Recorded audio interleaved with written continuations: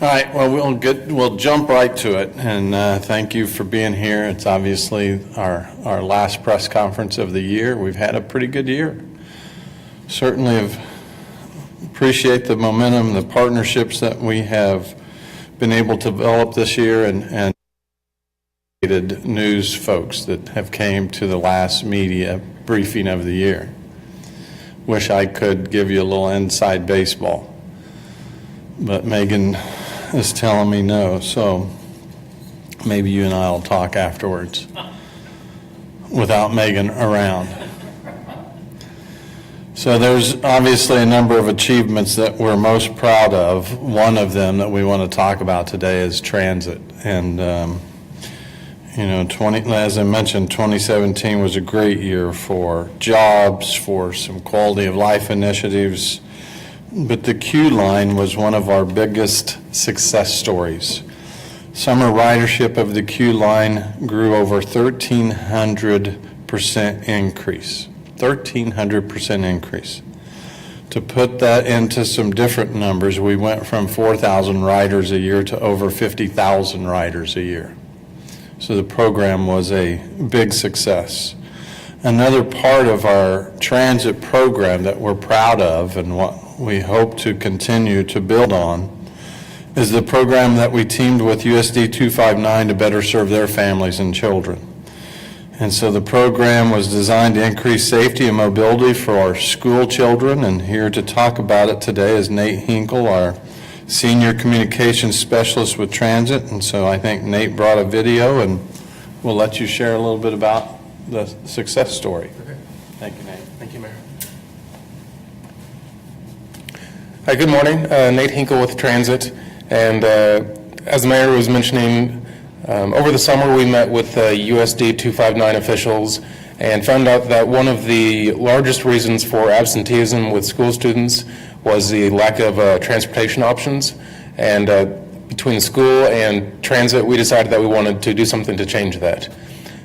So we met with school officials and we looked at the different walk boundaries that they have for the different schools, and we looked at our bus maps and found 7 different pilot schools that we could partner with to provide bus transportation to schools and the students that live within the walk boundary of those schools.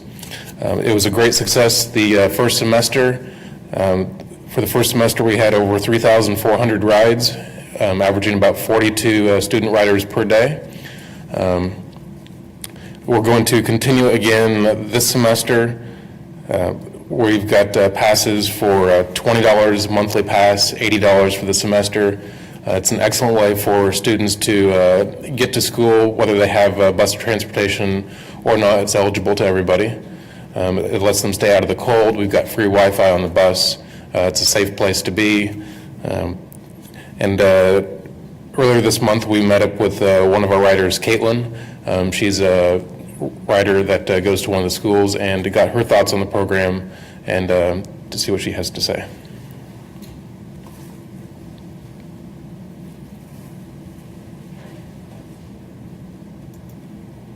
I've been riding the bus for a few months now. We just needed an extra way to get to school and back. It's like literally right there. There's a bus stop like right in front of the school.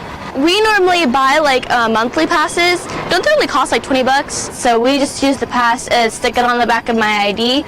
And I have to have my ID for school anyway, so that's kind of like a given that I have to have my ID so that you never forget your pass. You just get on the bus, you just show them the bus pass, you just pull this yellow cord that's on there to let them know where you want to stop. Before riding the bus, I was kind of scared because I knew I was eventually going to have to do it by myself because my mom and my stepdad would ride with me. But then once they started letting me go on my own, it was kind of like scary at first, but after that I was like kind of fine because I mean it's just normal. It's not like you're jumping off a cliff or something. Once you get used to it, it's pretty fun. Plus they have free Wi-Fi on there. So that was an excellent opportunity to meet up with Caitlin. She had a great time riding it last year, looks forward to doing it again this year. To help jumpstart the program for January, we're offering free rides to students January 1 through January 5, the first week of school. And during that week of school, they can pick up passes at area schools or at the transit center at 214 South Topeka. And we look forward to providing the opportunity to get kids to school again this next semester. Thanks. Thank you, Nate. Good stuff. Thank you. So as I mentioned, 2017 was a good year. 2018 is going to be better. I did mention to you that I did receive a wonderful text message from our friend that owns the baseball team. I will tell you that he does have a team that plays in the lower 48. So right now, we're telling you they're not playing in Alaska or Hawaii. So you can narrow it down to the 48.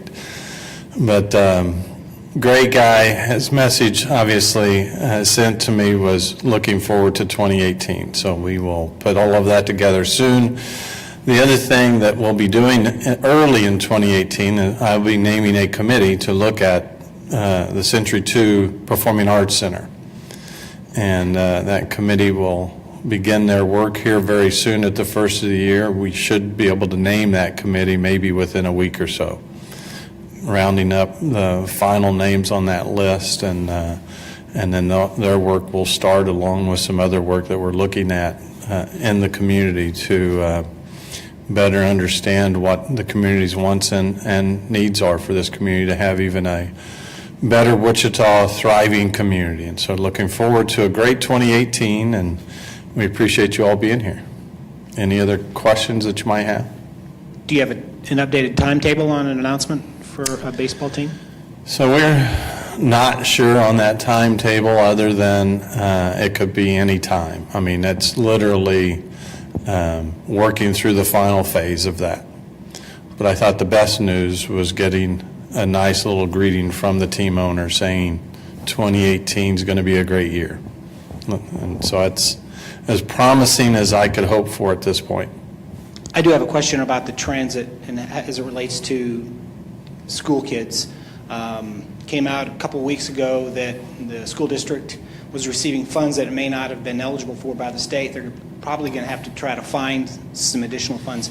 How does the public transportation piece fit into that puzzle that USD 259 is going to have to put together? Are you going to try to work to see what you can do to be part of that? Certainly could have the potential to strengthen our partnership because we can fill up those gaps. And I'm familiar with some of those dollars they receive. Part of that is depending on how many miles the students live from the school that they're going to, and that's how often those dollars get handed down. And it's a formula based on just a perimeter from the distance of the school, and it's difficult because there is a clause in those formulas that students should not be walking to school across some busy arterial streets and dangerous intersections, even with crosswalks, and so that forces districts to bus kids that normally they wouldn't be funded for. And so it potentially could strengthen our partnership with 259. Well, thank you all. Enjoy, have a safe new year, and look forward to what next year brings. Ted and I are going to go talk sports.